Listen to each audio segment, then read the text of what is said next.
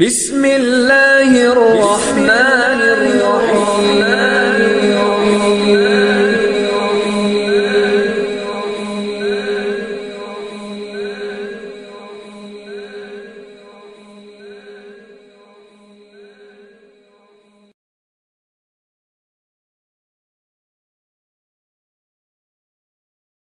اعوذ باللہ من الشیطان اللعین الرجیم بسم اللہ الرحمن الرحیم وبہ نستعین وہو خیر ناصر ومعین۔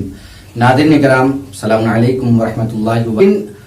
ہم مستقل گفتگو کر رہے ہیں ماہ مبارک اول ماہ مبارک رمضان سے احکام صوم اور مبطلات صوم کے سلسلے میں، یا وہ سوالات ہم قبلہ سے کرتے ہیں کہ جو ناظرین کی جانب سے آتے ہیں۔ آج بھی ناظرین کی جانب سے کچھ نئے سوالات آئے ہیں، انشاءاللہ ہم قبلہ کی خدمت میں حاضر ہو کر ان سے سوالات دریافت کرنے کی کوشش کریں گے، لیکن مثل سابق ایک بار پھر سے مولانا کی خدمت میں گزارش گزار ہوں گے کہ اس سے پہلے کہ ہم احکام سے متعلق گفتگو کریں، چند جملے یا چند بول، کچھ ٹپس ہمارے لیے بیان فرما دیں کہ ہم اپنی دنیا میں جو کماتے ہیں اسے آخرت میں کس طریقے سے آخرت کے لیے ذخیرہ سازی کریں۔ ہم کوشش کریں گے قبلہ سے درخواست کریں کہ یہ نہج البلاغہ سے یہ بات بیان فرمائیں تاکہ ہم سب مل کر کے استفادہ کریں۔ السلام علیکم ورحمۃ اللہ وبرکاتہ۔ وعلیکم السلام ورحمۃ اللہ وبرکاتہ۔ کیسا مزاج ہے؟ ٹھیک ہے الحمدللہ، خدا کا شکر ہے۔ قبلہ آپ کا ایک بار پھر سے خیر مقدم ہے، ہم شکر گزار ہیں آپ تشریف لے آئے۔ خدا بند عالم انشاءاللہ جزائے خیر عنایت فرمائے، اور انشاءاللہ امید کرتے ہیں کہ ان ایام میں ہم سب ایک دوسرے کے لیے دعا کریں گے، اور بالخصوص آپ سے درخواست ہے کہ ہمارے لیے اور ہمارے ناظرین کے لیے دعا فرمائیں گے۔ قبلہ جیسا کہ آپ مستحضر ہیں کہ مسلسل ماہ مبارک رمضان کے سلسلے میں گفتگو چل رہی ہے، خاص طور سے مبطلات صوم کے سلسلے میں، لیکن چونکہ ناظرین کی طرف سے کچھ سوالات آئے ہیں وضو کے سلسلے میں، میں آپ سے درخواست کروں گا کہ وضو کے سلسلے میں کچھ بیان فرما دیں، لیکن اس سے قبل جیسا کہ آپ مستحضر ہیں ہم درخواست کرتے چلے آ رہے ہیں، اور ایک بار پھر سے درخواست کر رہے ہیں کہ اخلاقی کچھ نکات بیان فرما دیں کہ ہم اپنی دنیا میں جو کچھ بھی کما رہے ہیں آخرت میں اس کو کس طریقے سے ذخیرہ سازی کریں اور اپنی آخرت کس طریقے سے سنواریں۔ اگر یہ آپ کا جواب نہج البلاغہ سے اور امام علی علیہ السلام کے قول کی روشنی میں ہو تو یہ اور مفید ہو سکتا ہے انشاءاللہ۔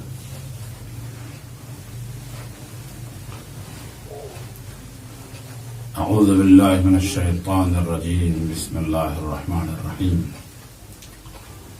وبہ نستعین وہو خیر ناصر ومعین، وصلی اللہ علی محمد وآلہ الطاہرین، واللعن الدائم علی اعدائهم وغاصبی حقوقهم وظالمیهم اجمعین، اما بعد فقد قال الحکیم بسم اللہ الرحمن الرحیم، واتقوا اللہ ویعلمکم اللہ واللہ بکل شیء علیم۔ اللہم صلی علی محمد وآل محمد۔ نہج البلاغہ کا 109واں خطبہ جزاک یعنی اللہ، 109، جزاک اللہ۔ جس میں مولا کائنات مولا الموحدین امیر المؤمنین ہم کو اس طریقے سے فرما رہے ہیں کہ آخر تم اس دنیا میں کیا کر رہے ہو۔ یہ دنیا میں وسیع وسیع بڑے بڑے گھر، بڑے بڑے بنگلے، بڑے بڑے پلانٹ اور بڑے بڑے کھیت اور بڑے بڑے فارمز، یہ سب جو تمہارے لیے اللہ نے فراہم کیا ہے، اس سے تم کیا کر رہے ہو؟ تم انہی وسیع و عریض کھیتوں کے ذریعے، تم انہی وسیع و عریض گھروں کے ذریعے، تم بڑے بڑے بینک بیلنسوں کے ذریعے یہ کر سکتے ہو کہ اسی سے اپنی آخرت کو آباد کر لو۔ جزاک اللہ، بے شک۔ اس لیے کہ تم کو اس کی آخرت میں تم کو اس کی زیادہ ضرورت ہے، بے شک۔ لہذا ایک ہوشیار انسان وہ کیوں ایسا نہ کرے کہ پہلے ہی دنیا کو، یعنی دنیا اسے استعمال نہ کرنے پائے اور وہ دنیا کو استعمال کر لے آخرت کے لیے۔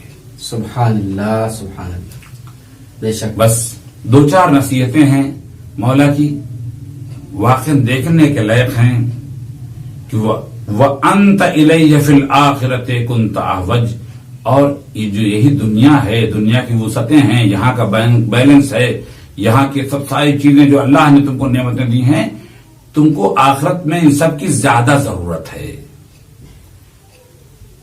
تم کو زیادہ ضرورت ہے کہ تم جو ہے صلہ رحم کرو اپنے خاندان والوں کے ساتھ، ان تک کے کچھ پہنچا دو، کچھ ایسا ہی ٹیک فون کر کے خیریت پوچھ لو، ان کو اپنے گھر پہ دعوت دے دو، ان کے گھر چلے جاؤ. کیا کہیں، تمہارے گھر میں کوئی اگر آ جائے تو اسے مہمان بلا لو، نہ آئے تب بھی مہمان بلا لو، تاکہ اس دنیا کے جتنی بھی دنیا کی فیسلٹیز ہیں ان سے تم آخرت کے لیے تم ان کو فائدہ اٹھا لو. سبحان اللہ. ورنہ یہ دنیا یہی رہ جائے گی، یہ گھر یہی رہ جائے گا، یہ بیلنس یہی رہ جائے گا، اور یہ ہم آخرت کے لیے بھی خالی ہاتھ جائیں گے. وہاں پر سبحان اللہ. وہاں پر جائیں گے تو یہ سمجھیے کہ یہ جو انسان اس دنیا سے جاتا ہے، اس دنیا میں جانے کے بعد برزخ کا عالم ہوگا، ہو کا عالم ہوگا، بڑے بڑے درندے جانور دوڑ رہے ہوں گے تمہاری طرف کہ ابھی تم کو لگ رہا ہے کھا لیں گے. یہ اس لیے ہے کہ یہ بے عملی جو ہم نے اس دنیا میں کی ہے، یہ جو ہم نے اس دنیا سے صحیح فائدہ نہیں اٹھایا ہے، اس کی وجہ سے یہی ہماری بدعمالی، یہی ہماری بے عملی کہیں جو ہے وہ درندہ بن کے ہمارے سامنے آ جاتا ہے، کہیں ہمارے لیے ڈراؤنا سانپ بن کے سامنے آ جاتا ہے، کہیں بچھو بن کے سامنے آ جاتا ہے، کہیں بڑے بڑے جانور بن کے، اس لیے کہ ہم نے تو اچھے کام تو کیے نہیں تھے، ہم نے کوئی ایسے اچھے کام نہیں کیے جس کی بنا پر ہم کو وہاں پر ہمارے لیے باغات دکھائی دیں، ہمارے گلستان ہو. میں نے جو بات کہی ہے ایک جہاں سے فائدہ اٹھایا ہے حدیث سے کہ خود ہی مولا کائنات نے کہا ہے کہ مومن کی قبر گلستان بن جائے گی. سبحان اللہ. تو میں سوچا کرتا تھا کہ یہی قبر جہاں جو آگ سے پڑ جائے گی، یہی قبر جو سانپ سے بھری ہوگی، یہی قبر جو درندوں سے بھری ہوگی، یہی قبر جو موذی جانوروں سے بھری ہوگی، کیا ہوگا کہ اتنی جلدی تبدیلی ہو جائے گی. تو شاید یہ ہمارے ذہنوں میں بھی آ جائے، ہم جب دنیا سے آئے تھے، ہم نے اپنے دنیا سے بلٹی بھیجی تھی، دنیا سے سامان آخرت کے لیے بھیجا تھا، جب ہم نے کار خیر کیا تھا وہی کار خیر گلستان کی صورتیں بن کے آ گیا تھا، وہی اچھا کام گلستان، پھول، چمن ان کی صورت میں سامنے آ گیا. اور یہی جو ہمارے اعمال ہیں، یہی جو ہمارا نیک عمل ہے، یہی ایک اچھے جانور کی صورت میں، ایک ایسے جانور کی صورت میں جس سے انسان خوش ہوتا ہے دیکھ کے، وہ سامنے آ جائے گا. کل ہمارے اعمال ہوں گے اور ہم کو چھوڑ دیا جائے گا برزخ کے عالم میں. شاید اسی لیے امام صادق علیہ السلام نے بھی کہا ہے کہ تم برزخ تک کا اس دنیا میں تد کر کے آ جاؤ کہ اپنے برزخ تک کا انتظام کر لو. اس لیے برزخ میں جو تم کر کے آئے ہو تمہارے لیے وہی فائدہ پہنچائے گا، اور برزخ میں کچھ اور فائدہ نہ پہنچائے گا. اگر تم نے اچھا کام کیا ہے تو وہی اچھائی تمہارے لیے فائدہ پہنچائے گی. اگر تم نے برا کام کیا ہے، مثلا جو ہے ایک صاحب نے بہت زیارتیں کی ہیں، تو پھر وہی معصوم تمہارے پاس آ جائے گا، تم کو الجھنوں سے بچا لے گا، تم کو اسٹریس سے بچا لے گا، تم کو اضطراب سے بچا لے گا، اور آ کے کہے گا ہاں تم ہمارے لیے آئے تھے، ہماری زیارت کرنے آئے تھے، دیکھو ہم بھی تم کو بچانے کے لیے آئے ہیں. جبکہ مصیبتوں میں گھرا ہوا تھا، مصیبتوں کی گھڑی تھی، لیکن مصیبتوں کی گھڑی میں چونکہ تم نے اپنی زندگی سے، سبحان اللہ، میں اپنی سادی مثال دیتا ہوں کہ جب اسے میں قم میں رہتا ہوں اور قم سے مشہد جاؤں سال میں 2 مرتبہ یا 1 مرتبہ، تو کل یہی جو ہے کام آئے گی زیارت.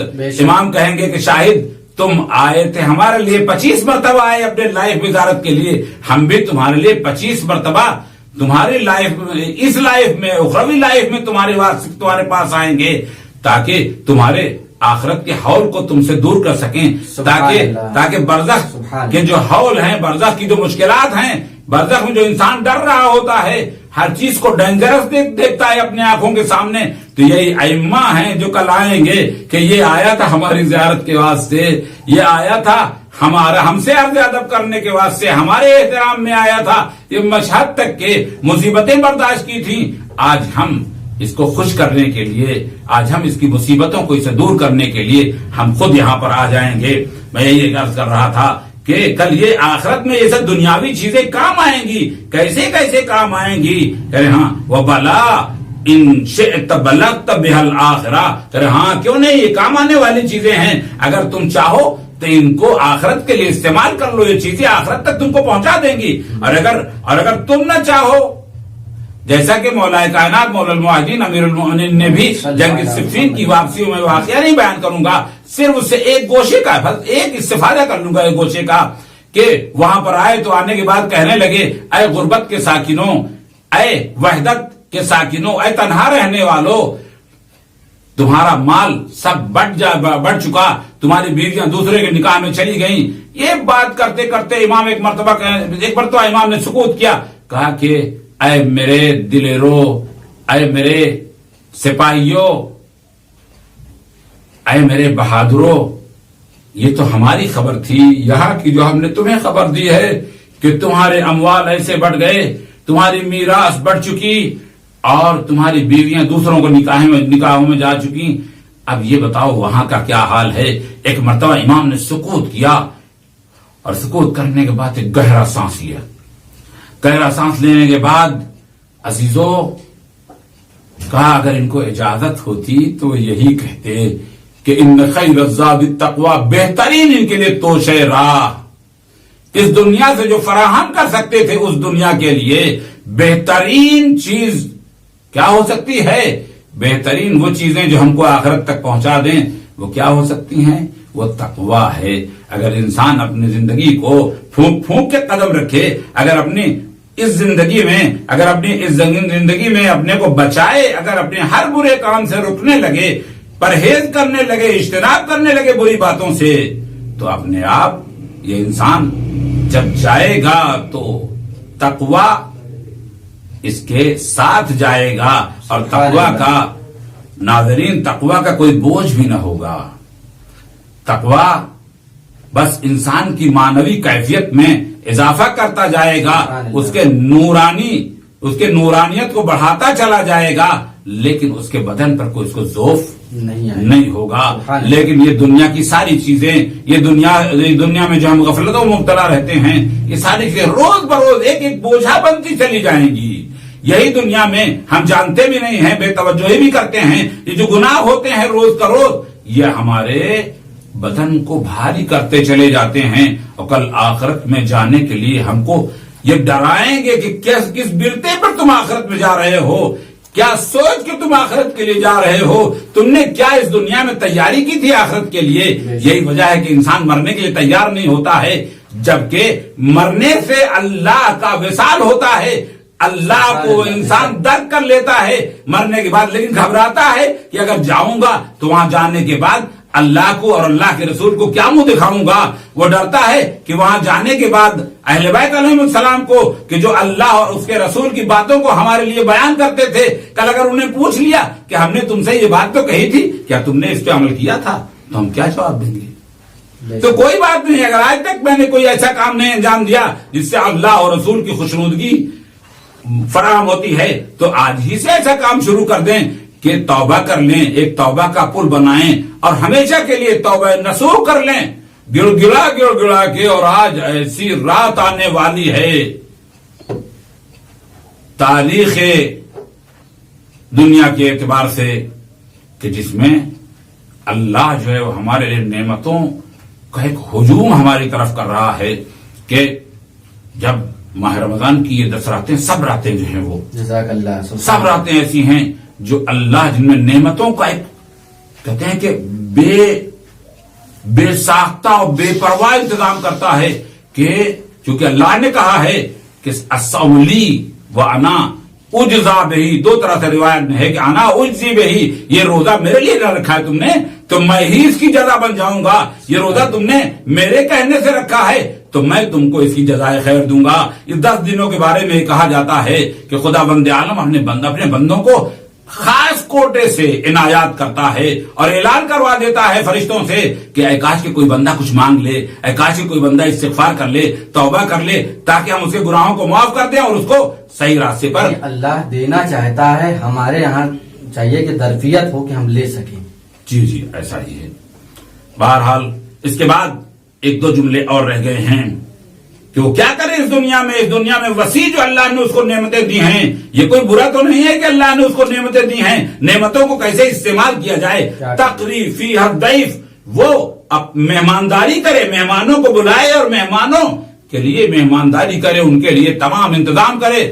تو اللہ کے ہاں یہ عمل بہت پسندیدہ عمل ہے کہ دنیا کو استعمال کیا آخرت کے لیے، مہمانوں کو بلایا اسی دنیا میں، اسی گھر کے اپنے گھر کے لان میں، اسی گھر میں اپنے فارم میں اس آدمی کو ہم نے بلایا تھا اور 10 آدمیوں کو بلایا، 50 آدمیوں کو بلایا. للہ رب العالمین قربتاً اللہ ہم نے اس کو مومنین کو کھلا دیا. تو اللہ کہتا ہے ہاں یہ تم نے دنیا کو استعمال کر لیا ہے آخرت کے لیے، اس لیے کہ تمہاری آخرت میں یہ چیزیں کام آنے والی چیزیں ہیں. سبحان اللہ. وَتَصِلُ فِيهَا الرَّحِمَ، اور اسی میں تم اپنے خاندانی عزیزداروں اور رشتہ داروں کے ساتھ صلہ رحم کر سکتے ہو، ان کے ساتھ اچھا برتاؤ کر سکتے ہو. اگر کوئی ہمارا کوئی عزیزدار، اگر کوئی غریب ہے، اگر کوئی فقیر ہے، اگر کوئی مالی اعتبار سے کمزور ہے تو چپکے سے اس تک کچھ پہنچا دیں کہ یہ آپ کی امانت تھی، ہمارے یہاں پڑی تھی، یہ آپ کے بچے کی امانت تھی، یہ ہمارے پاس تھی، اس کو آپ جو ہے وہ اپنے بچے کو دے دیجئے تاکہ ان کے لیے یہ رمضان خوشی کا مہینہ بن جائے، یہ رمضان ان کے بچوں کے لیے عید کا مہینہ بن جائے، اور آپس میں عزیزداریوں میں بھی استحکام ہو جائے، آپس میں رشتہ داریوں میں مضبوطی پیدا ہو جائے. دیکھیں اللہ کیسے چاہتا ہے، صرف معصوم نے بھی کیسے 2-3 لفظوں میں ایک دریا، ایک اخلاق کا دریا ہے، ٹھاٹھے مار رہا ہے. اور اللہ جو ہے وہ چاہتا ہے کسی بہانے سے سبحان اللہ یہ اپنے رشتہ دار کو سلام ہی کر لے. تو اس سلامتی کی دعا دینے سے ہم اس کے واسطے کار خیر لکھ دیں. سبحان اللہ. کچھ نہیں کر سکتا، مشغول آدمی ہے. ایک ٹیلی فون اٹھایا، اس نے اپنے بھائی کو ٹیلی فون کیا، خیریت پوچھی، حال خیریت کرنے کے بعد اور معذرت کر لی، عذر خواہی کر لی کہ بھائی ہم فون نہیں کر پائے. یہ اسی کا اللہ کہتا ہے اس دنیا کو تم نے استعمال کر لیا آخرت کے لیے. یعنی آخرت میں اس کا فائدہ، اس کا بھی، ایک فون کا بھی فائدہ ہے. سبحان اللہ. وَتُطْلِعُ مِنْهَا الْحُقُوقَ مُطَالِعَهَا، اور کہہ رہے ہیں کہ تم سے جو تمہارے اوپر جو لوگوں کا حق ہے، تمہارے ذمے جو لوگوں کے حقوق ہیں، جو لوگوں کا مال تمہارے ذمے ہے، یعنی جیسے تم کسی کے قرضدار ہو اور لوگ مطالبہ کر رہے ہیں تو تم ان کے مطالبات کو بھی اسی دنیا سے ادا کر سکتے ہو، تاکہ اس دنیا میں اس کو ادا کر دو، اپنا قرضہ ادا کر دو، اور اس دنیا میں جانے کے بعد اللہ کی بارگاہ میں سرخرو اس دنیا میں جاؤ، اور سرخرو جاؤ کہ ہاں ہم قرضدار نہیں آئے ہیں، بندگان کے حقوق اپنے اوپر نہیں لے کے آئے ہیں، اسی دنیا کو استعمال کر کے، اس کی فضا کو استعمال کر کے، اس دنیا میں سانس لے کر کے، اس دنیا میں اگر ہم نے کسی کا حق ضائع کیا ہے تو اس کی بارگاہ میں جا کے معافی مانگ سکتے ہیں کہ بھائی دیکھو ہم کو معاف کر دو. تو ہم نے اسی دنیا کو استعمال کیا ہے آخرت کے لیے کہ ہم نے اپنے بھائی سے جا کے معافی مانگی ہے کہ اگر ہم نے غلط کیا ہے، ابھی تک ہم غلط کر رہے تھے، ہم نے تمہارے اوپر جفا کی ہے تو ہم کو معاف کر دو. اس لیے کہ آخرت کا یہ سناٹا، یہ برزخ کا سناٹا بہت خطرناک ہے. یہ قبر کی زندگی سب کے لیے مصیبت بار ہے، سوائے اس کے لیے کہ اللہ جن پر رحم کرے. سبحان اللہ. بے شک. تو وہاں کی زندگی آسان نہیں ہے. فَإِذَا أَنْتَ قَدْ بَلَغْتَ بِهَا الْآخِرَةَ، اور جب تم یہ اتنے کار خیر کرو گے، اس دنیا کو ایسے استعمال کرو گے، اس دنیا کے ساتھ ایسا بہیو کرو گے کہ اس دنیا کو تم استعمال کر کے اس دنیا کے لیے استعمال کر لو گے، تو پھر اللہ بھی راضی، اللہ کا رسول بھی راضی ہوگا. اور معصوم یہ فرما رہے ہیں، خود امام فرما رہے ہیں فَإِذَا أَنْتَ قَدْ بَلَغْتَ، ہاں جب تم یہ سب کر لو گے تو سمجھ لو تم آخرت تک لے کے اس دنیا کو پہنچ گئے. جن چیزوں کی تم کو اللہ کے ہاں ضرورت تھی وہ سب تم دنیا سے لے کے پہنچ گئے، اور تم نے دنیا کو آخرت کے لیے استعمال کر لیا. ورنہ یہ تو دنیا یہیں رہ جائے گی، یہ دنیا کے اموال یہیں رہ جائیں گے، یہ دنیا کی رعنائیاں اور دنیا کہ باغ و چمن یہ سب یہی رہ جائیں گے. جو باقی بچے گا وہ ہمارے اعمال ہوں گے.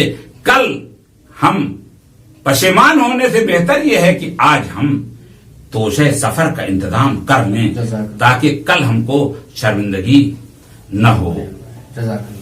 اور مولا کائنات نے روحانیت کے سلسلے میں کہ بس دنیا چھوڑ دو، دنیا چھوڑ کے چلے جاؤ پہاڑ پر اور صرف جو ہے وہ اللہ کرتے رہو، بس اللہ کی نمازیں پڑھتے رہو، بس استغفار کرتے رہو، دنیا کو چھوڑ دو. تو خداوند عالم کے نزدیک یہ بہت قریح عمل ہے کہ اللہ نے تمہارے لیے بیوی کا انتظام کیا ہے، تمہارے لیے پاک انتظام کیا ہے، اللہ نے پاک نعمتوں کو دیا ہے، تمہارے لیے اولادیں دی ہیں، تمہارے لیے خاندان دیا ہے، تم سب کو چھوڑ کے اور جنگل کو چلے جاؤ، تو یہ اللہ کی عبودیت نہیں ہے کہ دنیا کو چھوڑ کے تم اللہ کی عبادت کرو، دنیا میں رہو، دنیا والوں کے ساتھ رہو اور گناہوں سے پرہیز کرو۔ ورنہ ایک صاحب کیا ہے جنگل میں رہتے تھے، ہم سے کہنے لگے مولانا صاحب میں کسی نامحرم عورت کو نہیں دیکھتا۔ ہم نے کہا بھائی بہت اچھی بات ہے، اسے اچھا کیا ہو سکتا ہے کہ آپ نامحرم کو نہیں دیکھتے، خدا ناراض ہوتا ہے اس سے؟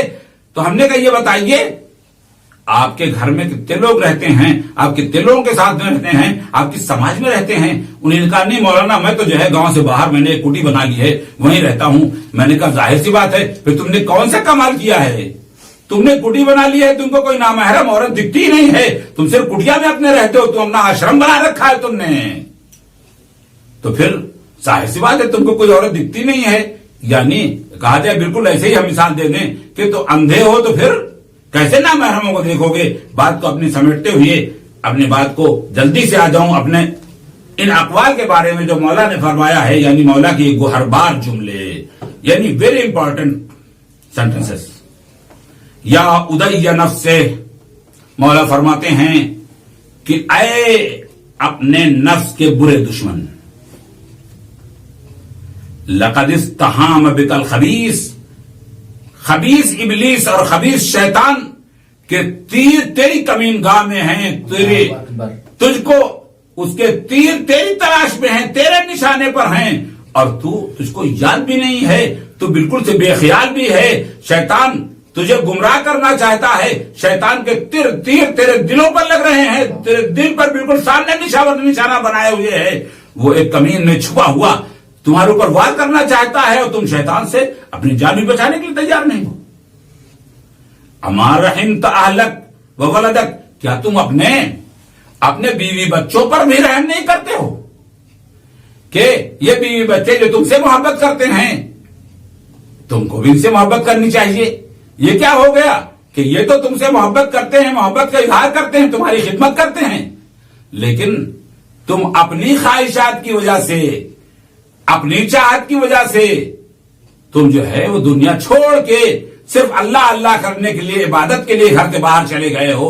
یہ قطعاً قابل قبول نہیں ہے، نہ اس سے مولا راضی ہوتا ہے، نہ اہل بیت راضی ہوتے ہیں، نہ اللہ اور اللہ کا رسول راضی ہوتا ہے، بلکہ بیوی بچوں کے درمیان رہ کے، اپنے خاندان والوں کے درمیان رہ کے اللہ کے دین کے احکام کے مطابق زندگی بھی ہم گزاریں، یعنی اس دنیا کے لیے توشہ آخرت فراہم کریں، اس دنیا کو بھی توشہ فراہم کریں، اپنے گھر میں ایک اچھا سا پریوار بنائیں، اچھا سا خاندان بنائیں، ان سے ہم بھی محبت کریں، وہ بھی ہم سے محبت کریں۔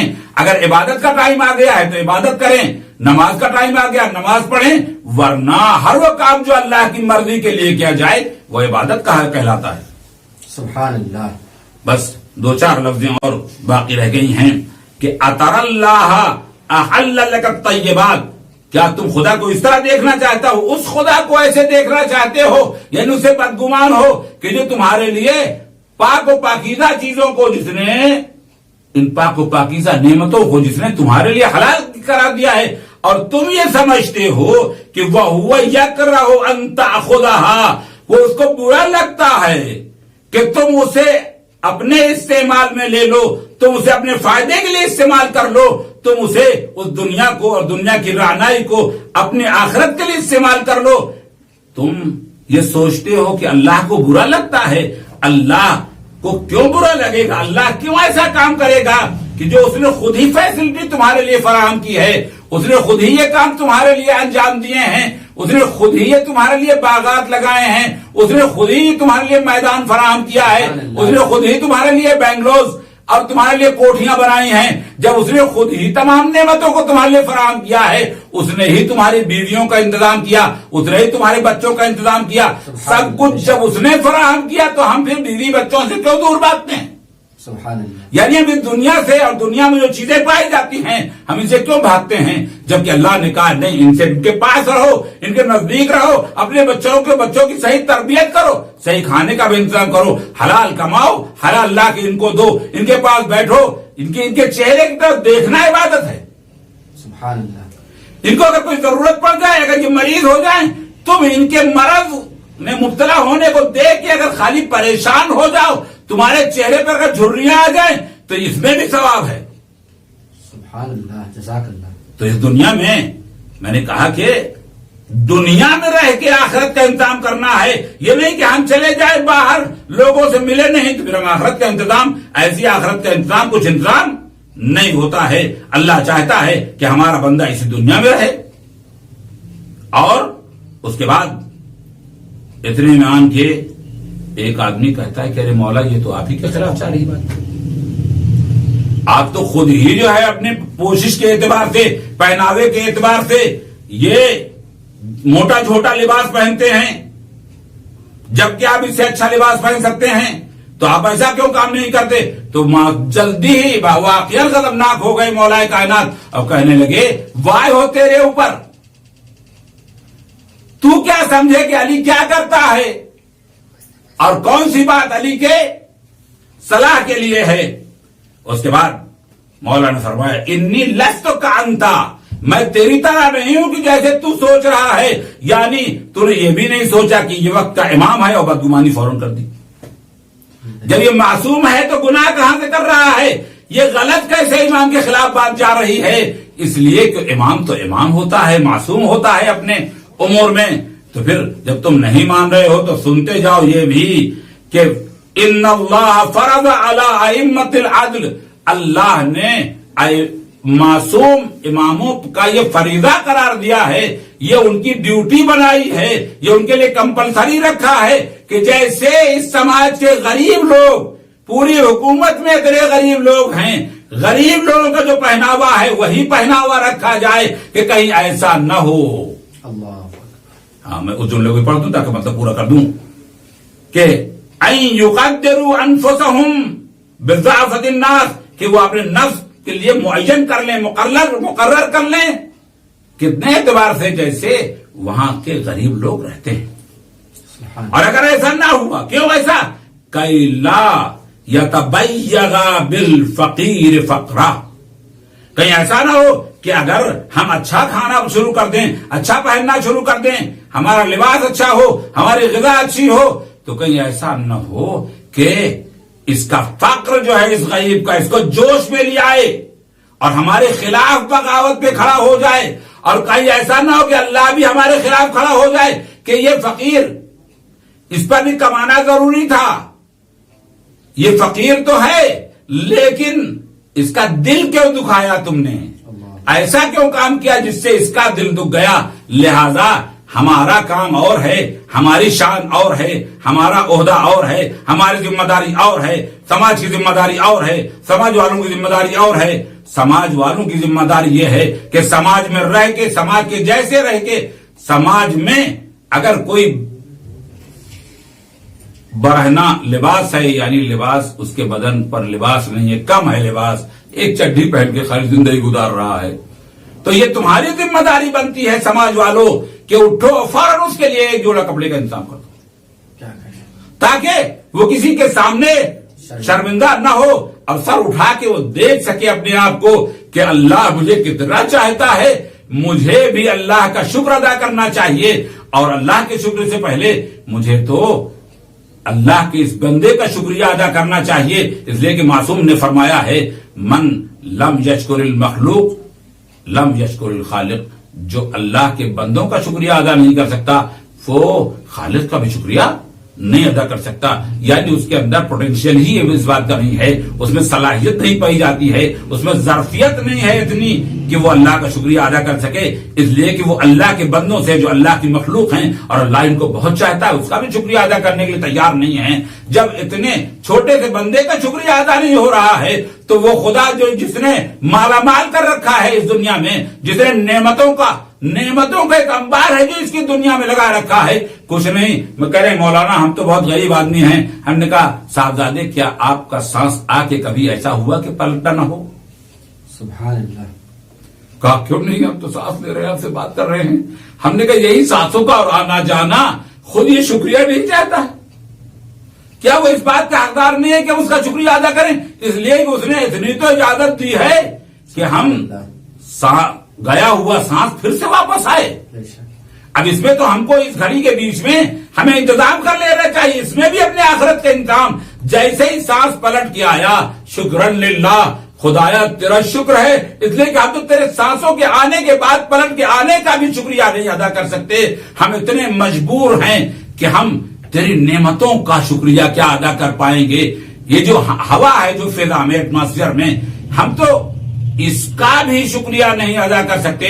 ورنہ اگر یہی ہوا اگر کہیں تنگ ہونا شروع ہو جائے، اس مریض سے پوچھا جائے اس ہوا کے قدر جو اسپتال میں جس کو ہوا نہیں مل رہی ہے، اور ذرا سا اگر وہ بوٹل جو ہوتا ہے گیس کا، ہوا کا، اگر وہ ختم ہو جائے تو 1-2 منٹ کے اندر زندگی کا کام تمام ہو جاتا ہے. لہذا ہم کو اللہ کے اس مہینے میں اللہ کا ذرا سی باتوں پر اللہ اور اللہ کے بندوں کا لحاظ رکھنا ہوگا اور اس کا شکریہ ادا کرنا ہوگا، تاکہ ہم سماج میں رہیں اور سماج میں رہ کے اللہ کی نعمت کا فائدہ اٹھائیں اور اس سے آخرت کے لیے اس کو استعمال کریں. صلی اللہ علیہ محمد وآلہ.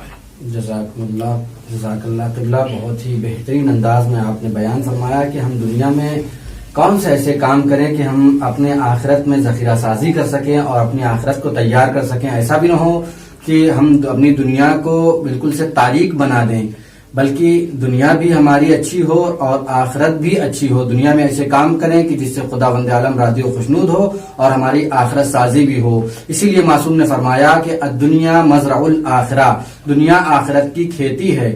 اور کسان جب کھیتی اچھے طریقے سے کرے گا تو ظاہر سی بات ہے کہ کھیتی جب اچھی ہوگی تو نتیجہ بھی اچھا ہوگا. اسی طریقے سے دنیا میں اگر انسان اچھے اور نیک کام انجام دے گا تو اس کے آخرت میں جو اعمال ہوں گے اسے فائدہ دیں گے. ناظرین، ہماری گفتگو کا پہلا دور یہاں سے تمام ہوتا ہے. آئیے ہمارے پاس کچھ سوالات جو آپ کی طرف سے آئے ہیں مولانا صاحب سے حاصل کرنے کی کوشش کرتے ہیں ایک بار پھر سے. قبلہ، ہمارے پاس جو سوال آیا تھا، سب سے پہلا ہمارا جو سوال ہے اسی سلسلے میں، وضو کے سلسلے میں، جو کل گفتگو ہوئی تھی وضو کے سلسلے میں، اسی سے متعلق ہمارے پاس کچھ نئے سوالات آئے ہیں کہ ایک شخص وضو کرنا چاہتا ہے لیکن مثلا اس کا ہاتھ چھوٹا ہے، چہرہ بڑا ہے، یا یہ کہ بہرحال چہرہ ہاتھ سے بڑا ہے، تو وہ کس طریقے سے اپنے چہرے کو دھلے گا؟ بہرحال وضو کے سلسلے سوال آپ کا اچھا ہے.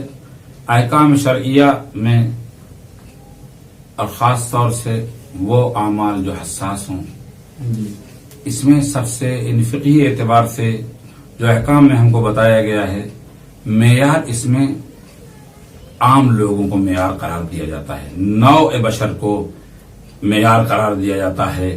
اس میں معیار ایک شخص نہیں ہوتا کہ جس کا ہاتھ چھوٹا ہو.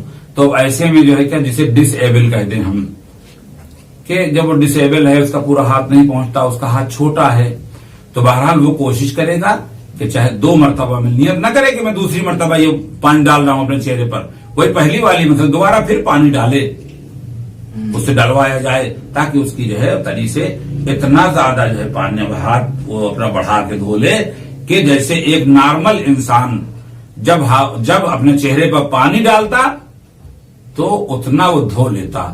اب وہ اتنا چاہے اس کا ہاتھ چھوٹا ہے، اس وجہ سے وہ پورے منہ پہ نہیں پہنچ پاتا ہے، تو وہ دوبارہ کئی مرتبہ ڈال کے ایک ہی چہرے پہ پانی ڈالنے کی نیت سے کئی مرتبہ ڈال کے پانی، تاکہ اپنے پورے چہرے کو وہ ڈال سکے. اگر نیت پہلی مرتبہ کی ہے تو چاہے جتنی مرتبہ پانی ڈال دے، کوئی حرج نہیں ہوتا. اگر دھلا بھی نہیں ہے تو ایک ہی مرتبہ شمار ہوگا. اس کا وضو صحیح ہوگا، ڈس ایبل کا بھی. اور معیار کے اعتبار سے میں نے عرض کیا ہے کہ معیار جو ہے عام لوگوں کا، وہ لوگ جو نارمل لوگ ہیں ان کے ہاتھ کا معیار ہے، یعنی یہ انگوٹھا اور بیچ کی یہ انگلی، اس کے چوڑائی کے اعتبار سے متھے کے پاس جہاں سے بال اگتے ہیں پیشانی کے پاس سے، وہاں سے اس کو ایسے پانی ڈالا جائے گا. اور پانی ڈال کے تھوڑا سا میں نے بایاں ہاتھ استعمال کر لیا، یہ دیکھیے یہ دایاں ہاتھ میں نے پانی لیا، یہ ڈالا پانی کو بالوں کو اگنی جہاں سے، اور اس کو ایسے ہم نے دھونا شروع کر دیا. بس یہ واجب اتنا ادا ہو گیا.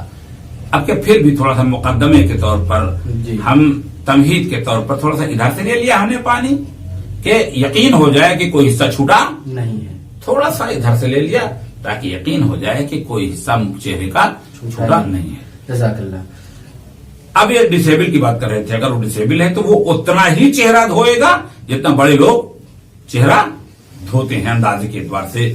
اور بقیہ بتا چکا ہوں کہ لمبائی میں جو ہے بالوں کے ہونے کی جہاز پیشانی کے اوپر سے یہ ٹھڈی تک کے, اور چوڑائی میں یہی بیچ والی انگلی بڑی والی اور انگوٹھے کے بیچ میں جتنا حصہ آ جائے یہ بتا چکا ہوں کل میں. اب دیکھیں اس کے بعد جو ہے آپ کیا فرمائیں. کچھ جو امپارٹینٹس ہیں وضو کے, یعنی وضو کن کن چیزوں کے لیے کیا جائے, جو زیادہ امپارٹینٹ ہے انہیں بیان فرما دیں. ہاں ابھی عرض کر رہا ہوں, اچھا سوال ہے. ناظرین کرام, کچھ چیزیں ایسی ہیں کہ جن کے لیے انسان کو وضو کرنا پڑتا ہے. جی. جیسے یہ انسان نماز پڑھنا چاہتا ہے اور کوئی حدث یعنی کوئی ایسی چیز ہے, پیشاب پاخانہ یا وہ ہوا جو معدے سے ہو کر کے مقعد سے نکل کے باہر جاتی, پاخانے کے مقام سے نکال کے باہر جاتی ہے, وہ نکل جائے اور ہم کو نماز پڑھنا ہے تو پھر ایسی صورت میں وضو کرنا ضروری ہے. اسی طریقے سے قرآن ہے, قرآن کہیں نجس جگہ پر گرا ہوا ہے, جی. نجس جگہ پڑا ہوا ہے, فوراً ہم اس کو پاک کرنا واجب ہے ہمارے لیے. ہم کو پاک کرنا ہے تو ہم اپنے کو پاک کریں گے. وضو کرنا ضروری ہے. اس طریقے سے فرض کر لیں جو ہے ٹوائلٹ میں کہیں قرآن گر گیا ہے اور اب کیا کریں, اس کو نجاست سے نکالنا ضروری ہے تو کریں وضو اس کے لیے بھی ضروری ہے. یہ مراجع کرام اس بات کو کہتے ہیں. یعنی ہر حال میں قرآن چھونے کے لیے وضو کرنا ضروری ہے. نماز کے لیے وضو ضروری ہے اور قرآن مجید کو چھونے کے لیے وضو کرنا ضروری ہے. البتہ میں نے جو بات کہی ہے اس کا مطلب یہ ہے کہ جب قرآن کے حروف پر ہاتھ پڑ رہا ہو, جی. ورنہ اگر قرآن کی جلد پر پڑ رہا ہو یا مثلا جو ہے چھوٹا سا ہی قرآن صحیح لیکن اوپر سے پلاسٹک ہے یا کوئی چیز ہے تو اس کو چھونے میں کوئی حرج نہیں, فوراً سے ہاتھ ڈالیں گے کیونکہ قرآن نجس جگہ پہ زیادہ دیر تک نہ رہے, فوراً اس کو ہاتھ ڈالیں گے اور نکال لیں گے اور اس کو پاک کر کے پھر سے باہر رکھ دیں گے. لیکن اگر جہاں وہ قرآن کے صفحے ہیں خالی, جی, پھر ایسے میں جو ہے حروف پر ہاتھ پڑے گا, لہذا وہاں وضو کرنا ضروری ہے, ورنہ ایک اچھے کام کے لیے ہم پھر گناہ میں پڑ جائیں گے, لہذا وضو وہاں پر ضروری ہے. جزاک اللہ قبلہ, بہت شکریہ آپ کا. قبلہ اگر اس سوال کا جواب بھی مرحمت فرما دیں کہ اگر کوئی شخص مثلا, پہلے میرا یہ سوال ہے کہ مستحبات وضو کے, کل آپ نے واجب وضو کے واجبات بیان فرمائے تھے, یعنی کہ کیا کیا واجب ہیں وضو میں, مستحب کیا ہیں یہ بھی بیان فرما دیں. جی جی عرض کرتا ہوں, اچھی بات.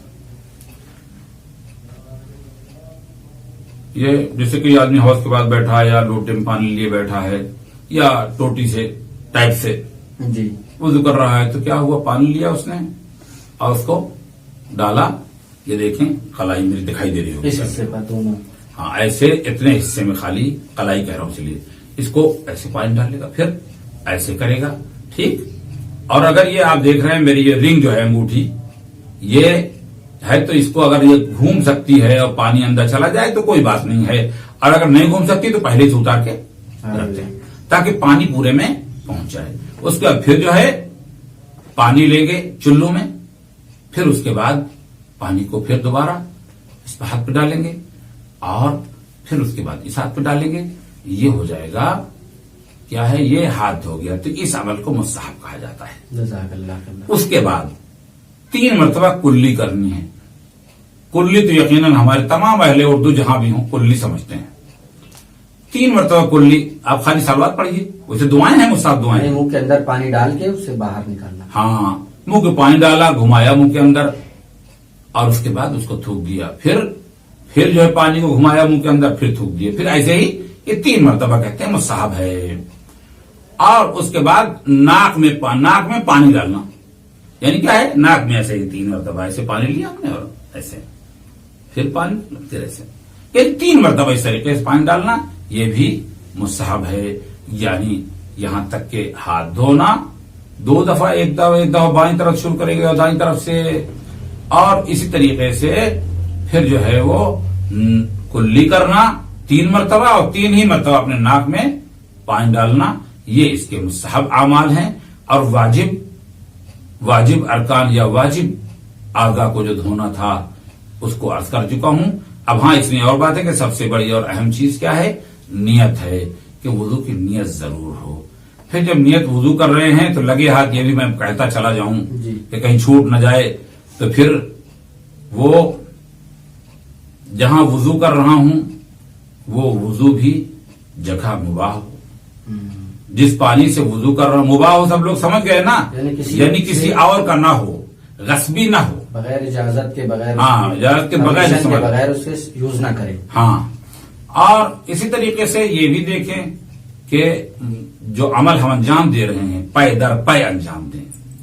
ایسا نہیں ہے کہ ہم نے منہ پہ پانی لیا، بات کر رہا ہوں سامنے والے سے، اس کے بعد پھر جو ہے منہ پہ پانی مارا یا منہ پہ پانی ڈالا، اور ڈالنے کے بعد پھر تھوڑا بات کر رہے ہیں، پھر ہم نے پھر ایسے کیا، پھر بات کر رہے ہیں، پھر ایسے کیا. یعنی یہ جو ٹائم جو گزر رہا ہے، کوئی اگر کسی پوچھا جائے کہ آدمی کیا کر رہا ہے تو کہے گا بات کر رہا ہے. تو اس میں توالی جو ہے وہ شرط ہے، موالات، یعنی عدم الموالات کیا ہوگا؟ یعنی اس میں فاصلہ نہ ہو، زیادہ اسٹیپ فاصلہ نہ ہو، پے در پے، اس کو ہم لوگ اردو میں کہتے ہیں پے در پے اس کام کو انجام دیا جائے. اور ایسے یہ ضرور یہ موسٹ امپورٹنٹ چیزیں تھی جو ہم نے کہا کہ اسے بیان کر دیا جائے.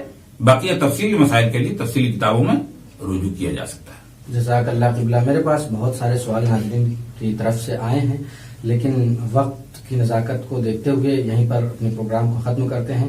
آپ کے ہم بہت شکر گزار ہیں. بہت شکریہ قبلہ، آپ تشریف لے آئے. واقعا ہم اپنے دل سے شکر گزار ہیں اور آپ کے لیے دعا گو ہیں کہ خدا بند عالم آپ کی توفیقات خیر میں اضافہ فرمائے. ناظرین، چونکہ ہمارا وقت ختم ہو چکا ہے لہذا ہم ودا چاہیں گے. انشاءاللہ پھر سے حاضر ہوں گے نئے ایپیسوڈ کے ساتھ. جب تک کے لیے خدا حافظ، اپنا خیال رکھیں. السلام علیکم ورحمۃ اللہ وبرکاتہ.